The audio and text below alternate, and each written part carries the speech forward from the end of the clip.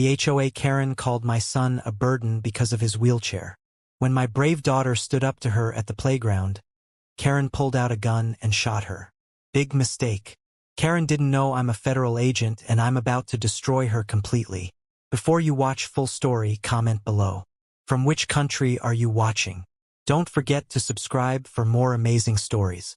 The autumn sun cast long shadows across Meadowbrook Community's playground that Tuesday afternoon. I watched from my car as my 7-year-old daughter Emma pushed her 9-year-old brother Marcus on the swing. His laughter rang out pure and innocent, the kind of sound that makes a father's heart swell with love and gratitude.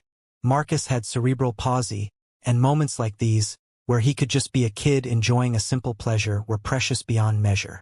Emma's small hands gripped the swing chains as she pushed with all her might, her blonde pigtails bouncing with each effort. Higher, Marcus, higher.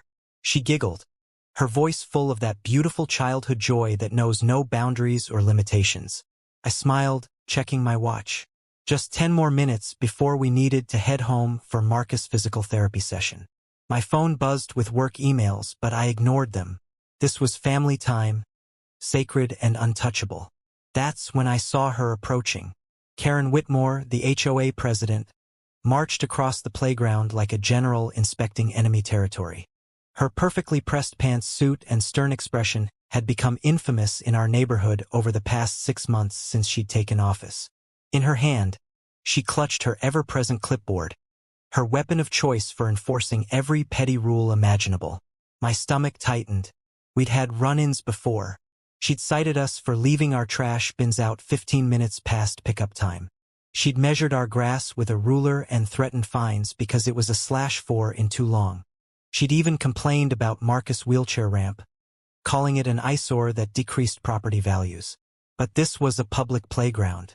Surely even Karen Whitmore couldn't find fault with 2 children playing. I was wrong. Excuse me.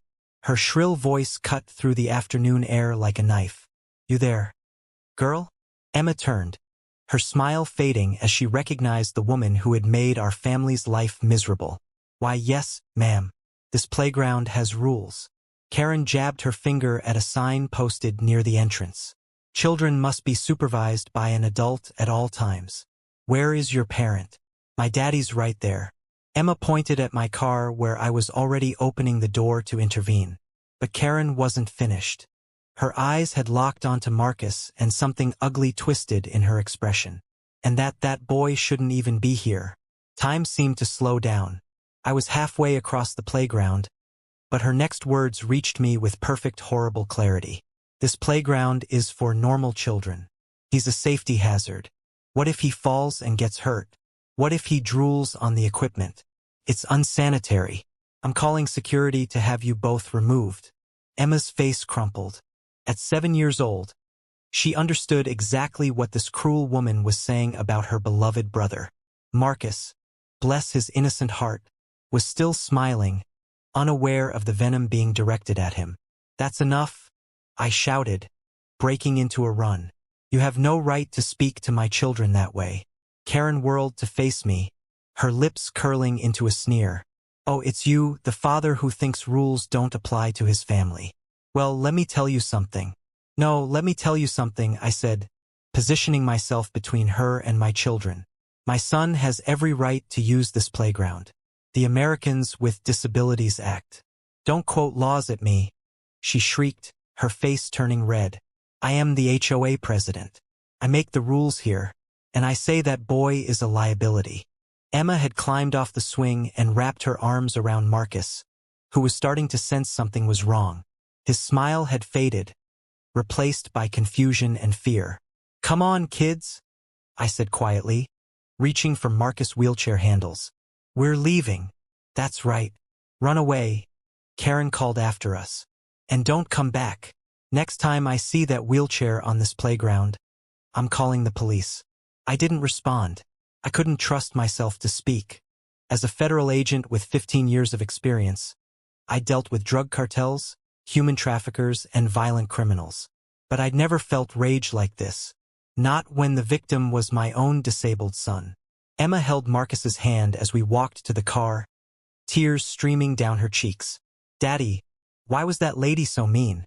Marcus didn't do anything wrong. I know, sweetheart.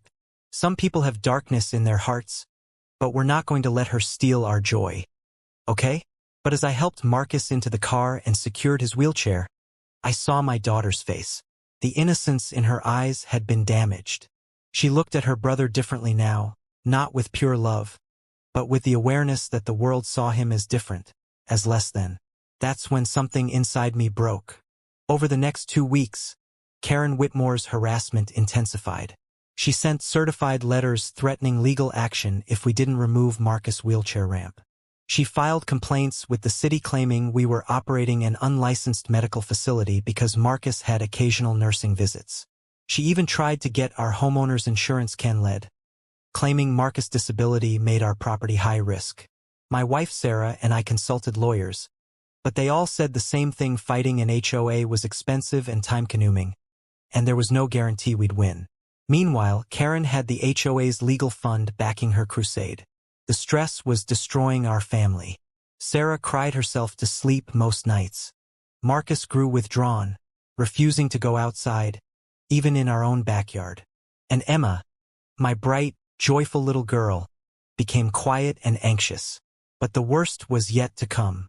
It was a Saturday morning, 3 weeks after the initial playground incident. Sarah had taken Marcus to his doctor's appointment. I was at the office catching up on paperwork for my latest case. Emma was with her best friend, Sophie, at the playground, supervised by Sophie's mother, Linda. My phone rang. Linda's number. I answered with a smile, expecting to hear about the girls having fun. Instead, I heard screaming. Daniel. Oh my God. Daniel, you need to get here now. She shot her. Karen shot Emma. There's blood everywhere. I've called 911, but the phone slipped from my hand. The world tilted. Shot. Emma, blood. I don't remember the drive to the playground. One moment I was in my office. The next I was screeching into the parking lot. My car barely in park before I was running. My heart exploding in my chest. The scene was chaos. Children were crying, parents were shouting, and in the center of it all I saw my daughter. Emma lay on the ground near the swing set, Linda pressing her jacket against Emma's shoulder. Blood. So much blood. Emma's face was pale, her eyes wide with shock and pain. Emma. I dropped to my knees beside her, my hands shaking as I touched her face. Baby, I'm here. Daddy's here. It hurts. She whimpered, tears streaming down her cheeks. Daddy, why did she shoot me? I was just playing. Where is she? I growled, my eyes scanning the area. Where is Karen? She ran. Linda sobbed. Daniel, I'm so sorry. Emma and Sophie were on the swings and Karen showed up with a gun. She was screaming about trespassers and rule breakers.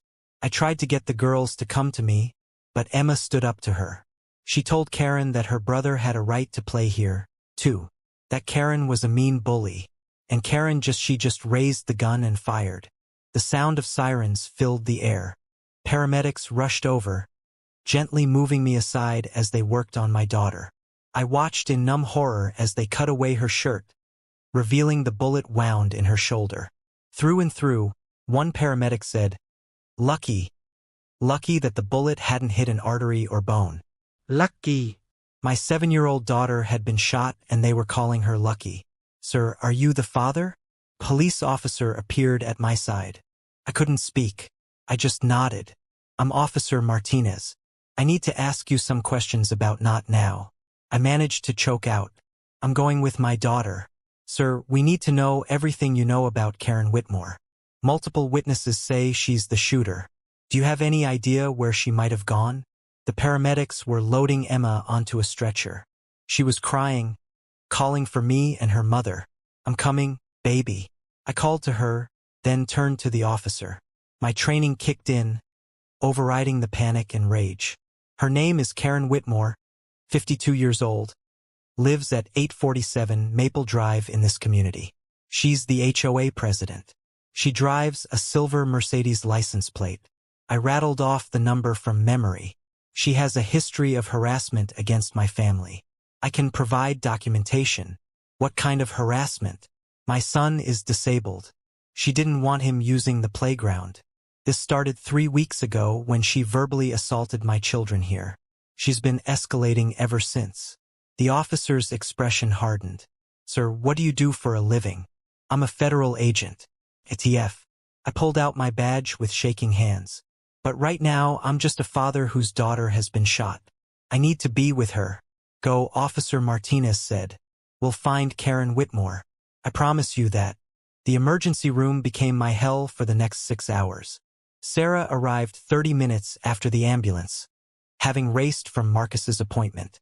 Her screams when she saw Emma still echo in my nightmares. Marcus was with Sarah's sister now, shielded from the horror that had befallen our family. I was grateful for that small mercy. He didn't need to see his sister like this. Didn't need to carry the guilt that would inevitably come when he learned Emma had been shot because she defended him. Emma was in surgery. The bullet had damaged muscle and tissue, but had miraculously avoided major blood vessels and bone. She would recover physically, the doctors assured us. But the psychological trauma would take much longer to heal. I sat in the waiting room, Sarah's head on my shoulder, both of us hollow and shattered. My phone buzzed constantly. My supervisor, my colleagues, friends, and neighbors who had heard the news. I ignored them all except for one call. Daniel, it's Martinez. We found her. I straightened. Where? She barricaded herself in her house. SWAT is on scene. She's refusing to surrender. She's on the phone with 911 claiming self-defense, saying your daughter threatened her. My vision went red. My daughter is 7 years old. I know, sir. Everyone knows that's insane. But she's telling dispatch that Emma was aggressive, that she feared for her life. She's also claiming she has the right to defend the neighborhood from undesirables. That's code for my son, I said bitterly. She means disabled people. We know. Look, I'm not supposed to be telling you this, but thought you should know. We executed a search warrant on her home records. We found documents. Daniel, this woman has been planning something for weeks. She has a manifesto about keeping the neighborhood pure and safe from defectives. Her words, not mine. She has newspaper clippings about your son, photos of your family. This wasn't a spontaneous act. She's been obsessing over this. My blood ran cold. You're telling me this was premeditated. She planned to shoot my child. It looks that way. The gun is registered to her. She has a concealed carry permit. And here's the thing that's really going to make your blood boil. She filed a police report 2 days ago claiming your family had been threatening her. What? It's complete fabrication, but she created a paper trail. She was setting up her self-defense claim before she even pulled the trigger. I couldn't breathe, couldn't think. This woman hadn't just snapped in a moment of rage. She had coldly, calculatedly planned to hurt my family. And she targeted a 7-year-old child whose only crime was loving her disabled brother. Martinez, I said, my voice deadly calm. I need you to promise me something. Daniel, as a fellow officer, I'm going to stop you right there. Don't say what you're about to say. You're a federal agent. You have a family who needs you. Don't throw your life away on revenge. I want justice. Legal justice. Can you promise me that? There was a pause. I can promise you that every law enforcement officer in this city is personally invested in making sure Karen Whitmore never sees the light of day. As a free woman, we take care of our own, and you're one of us. Your little girl is one of us now, too. Tears burned my eyes. Thank you. They're bringing her in now. She's surrendered. She'll be processed and arraigned tomorrow.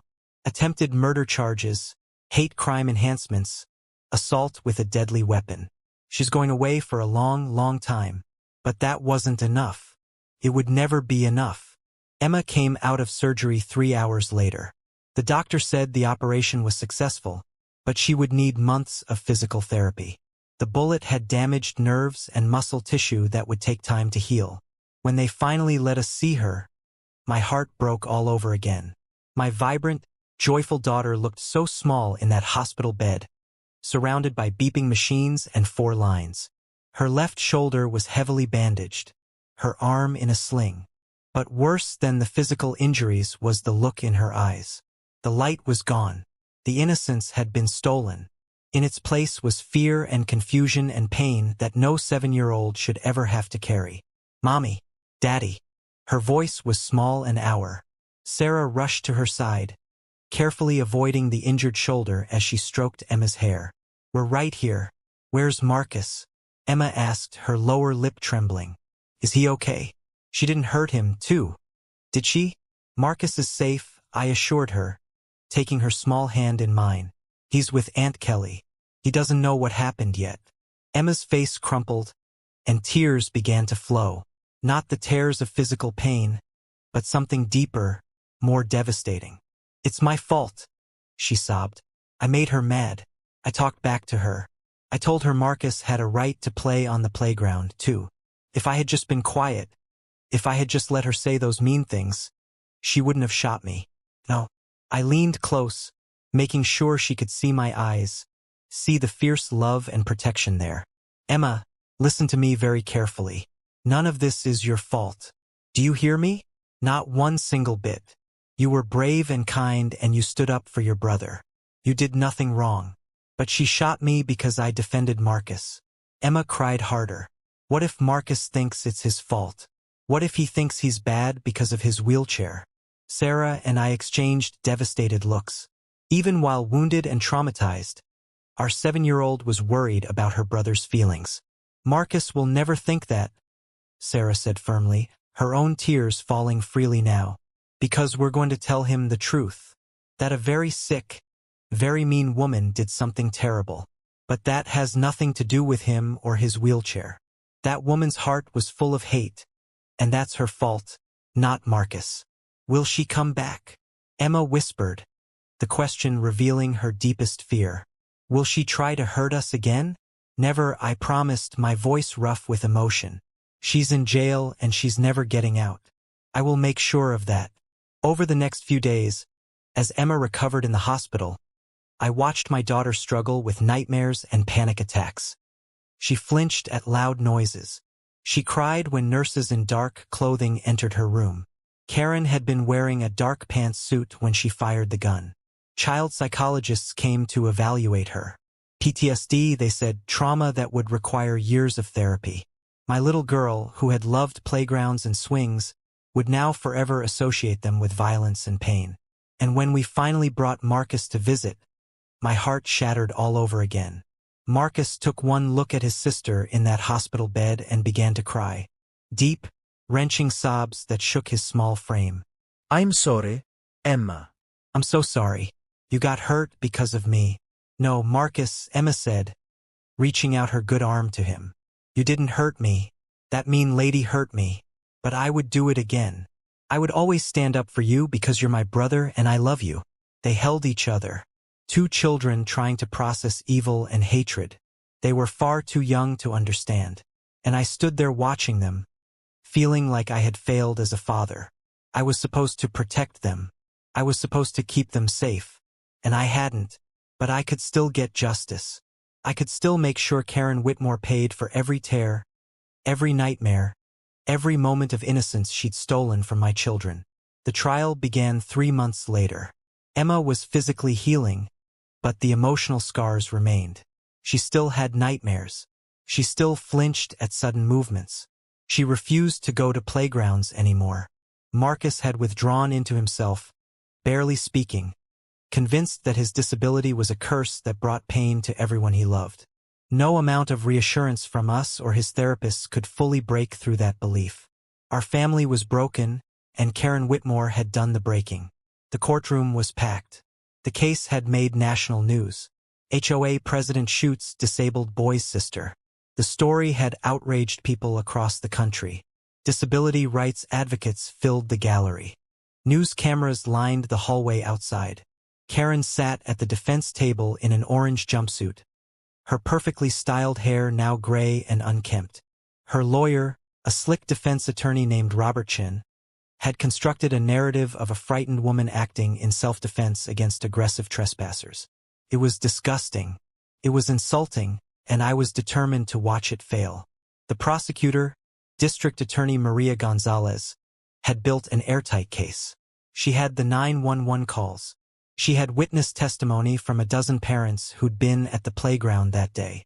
She had Karen's manifesto, her obsessive documentation of my family, her police reports laying groundwork for a self-defense claim days before the shooting. But the most powerful evidence was the security camera footage from the playground. The courtroom fell silent as the video played. There was Emma pushing Sophie on the swing, laughing. Then Karen approaching, gesturing angrily. Emma standing up, stepping in front of Sophie protectively. Words being exchanged.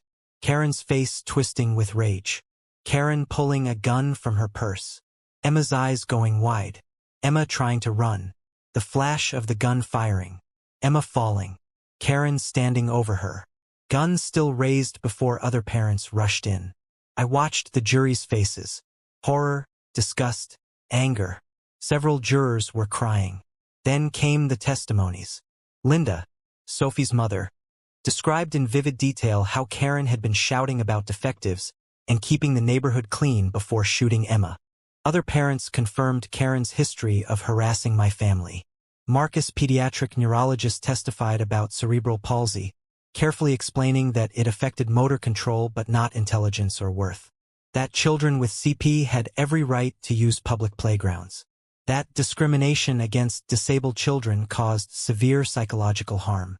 Emma's child psychologist testified about the trauma, the nightmares, the regression in development, the way a 7-year-old's trust in the world had been shattered. And then it was Emma's turn.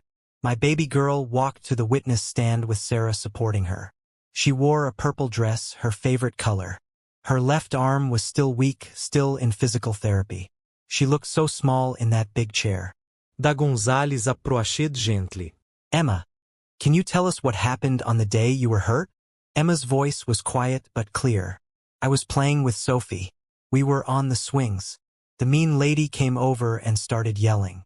She said bad things about my brother Marcus. She called him a name. She said he shouldn't be allowed to play on the playground. What did you do? I told her that was mean. I said Marcus has a right to play there, too. That he's just a kid like me. He just uses a wheelchair to move around. I said she was a bully. Emma's voice cracked. Then she pulled out a gun. I got scared. I tried to run to Mrs. Linda, but she shot me. Did you threaten Mrs. Whitmore in any way? No. I just told her to stop being mean to my brother. Did you have any weapon?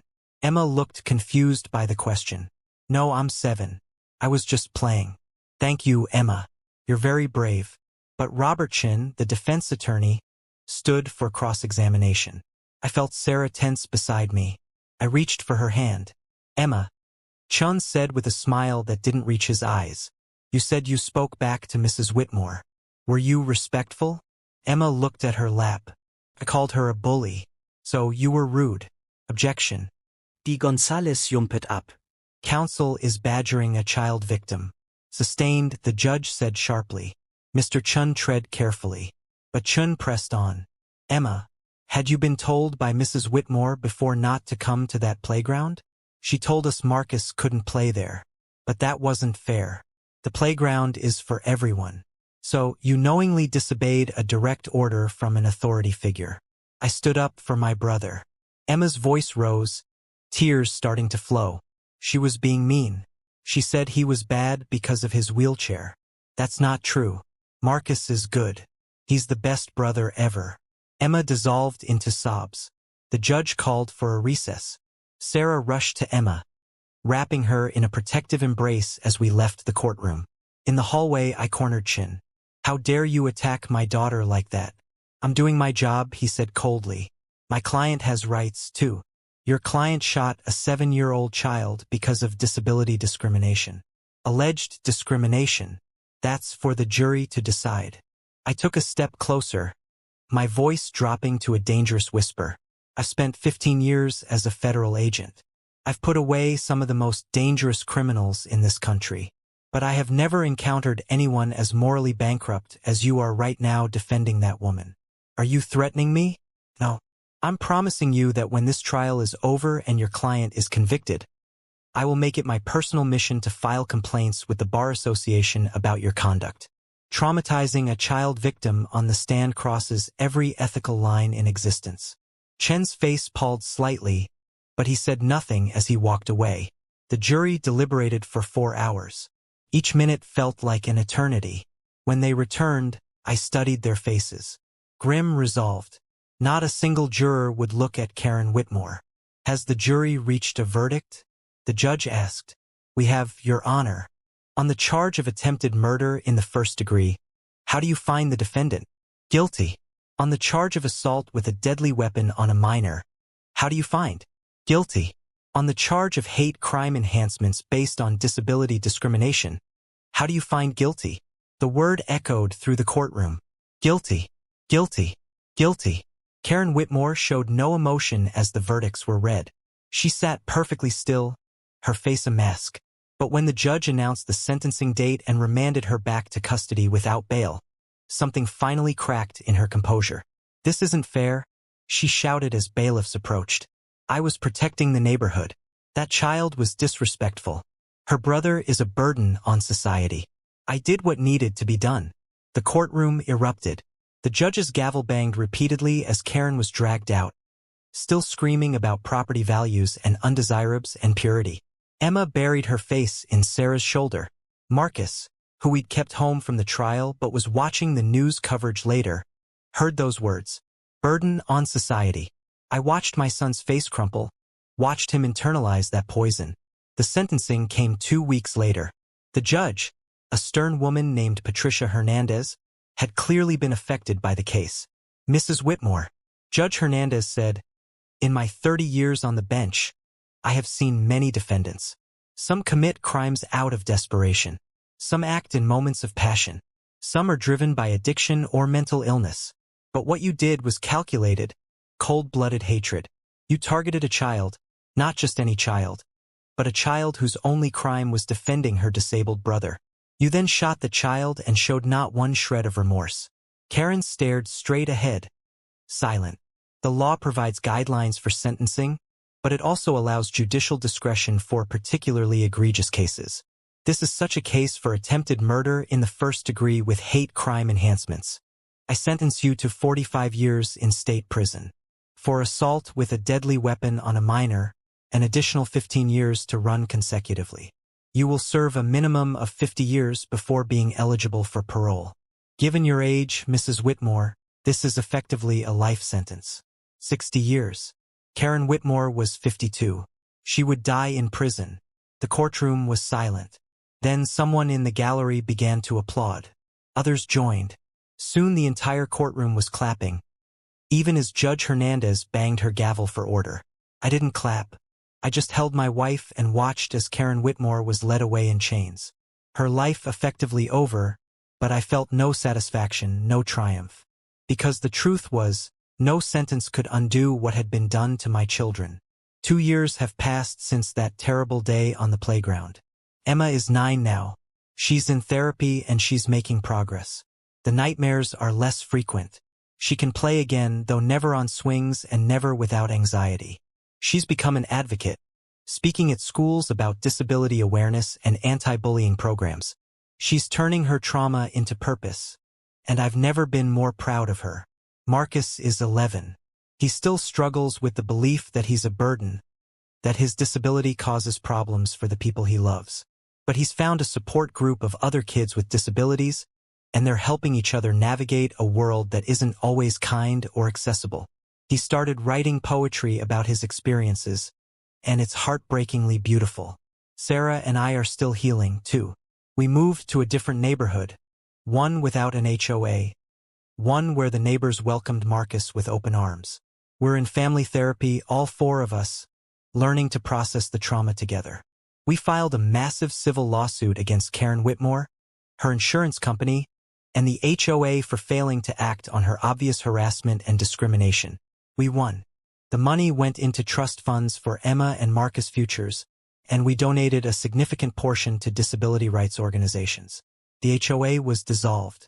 New community guidelines were established with strict anti-discrimination clauses. Karen's house was sold and the proceeds went to victims' compensation. Karen Whitmore is in maximum security prison. She was attacked twice by other inmates, both times by mothers who'd heard what she did. Prison justice is real and it's harsh. She's in protective custody now, isolated and alone. I don't waste energy hating her anymore. She's already living in her own personal hell, surrounded by the consequences of her hatred. Last week, Emma asked if we could go to a playground. Not the one where she was shot that was demolished and turned into a memorial garden, but a different one across town. Sarah and I exchanged looks. Are you sure, baby? I asked. Emma nodded. I missed the swings, and I want Marcus to be able to play, too. I don't want that mean lady to take that away from us forever. So we went. It was a Sunday afternoon, and the playground was full of children laughing and playing. Emma hesitated at the entrance, her hand tightening around mine. Marcus waited in his wheelchair, watching his sister carefully. We can leave any time you want, I assured her. No pressure. Emma took a deep breath. Then she let go of my hand and walked to the swing set. She sat down slowly, gripping the chains. Sarah pushed Marcus' wheelchair next to her, and he reached out to hold his sister's hand. Together, Emma asked. Together, Marcus agreed, and they swung. My two beautiful, brave children, reclaiming the simple joy that had been stolen from them. Emma laughed, genuine and free, and Marcus' face lit up with pure happiness. Sarah leaned against me, tears streaming down her face. Happy tears this time. We made it, she whispered. We survived. I kissed her forehead, watching our children play. We did, and we're going to be okay. 3 years after the shooting, I received a letter from the prison. Karen Whitmore had requested to see me. She was dying, stage 4 cancer. The doctors gave her 6 months at most. I threw the letter in the trash. 2 weeks later, another letter came. This one was from the prison chaplain. Karen was requesting forgiveness. She wanted to apologize to my family before she died. I showed the letter to Sarah. What do you think? I think she doesn't deserve our forgiveness, Sarah said quietly. But maybe we need to give it anyway. Not for her, but for us, so we can truly move forward. We talked to Emma and Marcus. Emma, now 10 years old and wise beyond her years, surprised us. I want to see her, Emma said. I want to look her in the eyes and tell her that she didn't win, that we're still a family, that Marcus is still the best brother in the world, that her hate didn't destroy us. Marcus nodded slowly. I want to go too. I want her to see me, really see me, not as a burden or a defective, but as a person, as someone who matters. So we went, all 4 of us, together. The prison visiting room was cold and gray. Karen Whitmore was brought in wearing handcuffs and leg shackles. She looked nothing like the pristine HOA president who had terrorized our neighborhood. Cancer had ravaged her body. She was thin and frail. Her skin yellowed, her once perfect hair now completely gray and sparse. She sat down across from us, and for the first time, I saw a real emotion in her eyes. Shame, regret, fear. Thank you for coming, she said, her voice weak. I didn't think you would. Nobody responded. We just stared at her. Karen's eyes filled with tears. I'm sorry. I know those words mean nothing. I know I can never undo what I did. But I need you to know that I was wrong. So terribly, horribly wrong. Why? Emma asked, her voice steady and strong. Why did you hate us so much? Karen looked at my daughter, at the scars still visible on her shoulder, and more tears fell. Fear, ignorance. I was raised to believe that anything different was dangerous. That perfection was the only acceptable standard. When I saw your brother saw his wheelchair, it challenged everything I'd been taught. Instead of questioning my beliefs, I lashed out. I tried to eliminate what frightened me. She turned to Marcus. You didn't deserve any of it. You were just a child trying to play. You have every right to exist in this world, to take up space, to be seen and celebrated. I'm so sorry for making you feel otherwise. Marcus said nothing, but I saw him sit up a little straighter in his wheelchair. I shot your sister because she defended you, Karen continued, looking at Emma now. She showed more courage at 7 years old than I've shown in my entire life. She stood up for what was right when I embodied everything wrong. Emma, I stole your innocence. I gave you nightmares. I hurt you in ways that will last forever. And I'm sorry. I'm so incredibly sorry. Emma stared at her for a long moment. Then she spoke, and her words were powerful and clear. I forgive you not because you deserve it, but because I deserve peace. I'm not going to carry hate in my heart the way you did. But forgiveness doesn't mean what you did was okay. It means I'm choosing to let go of the anger so I can be happy. So my family can be happy. Karen sobbed openly now. Thank you. Thank you. We left shortly after. We'd said what needed to be said. As we walked out of that prison, I felt something lift from my shoulders. A weight I hadn't even realized I'd been carrying. Karen Whitmore died 6 weeks later. We didn't attend her funeral. We'd already said our goodbye.